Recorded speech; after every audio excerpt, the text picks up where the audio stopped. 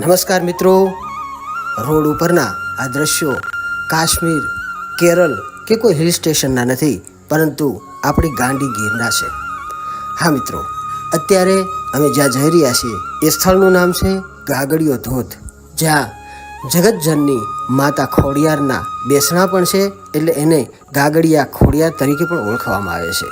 મિત્રો, ગીરની અંદર આવા નયનરમ્ય અને સુંદર દ્રશ્યો જ્યાં જોવા મળે છે એવા અનેક સ્થળ છે, પરંતુ મોટે ભાગે આપણે ગીરમાં આવીએ ત્યારે સાસણ, સોમનાથ અને જાણીતા સ્થળોની મુલાકાત લઈ અને જતા રહેતા હોઈએ છીએ.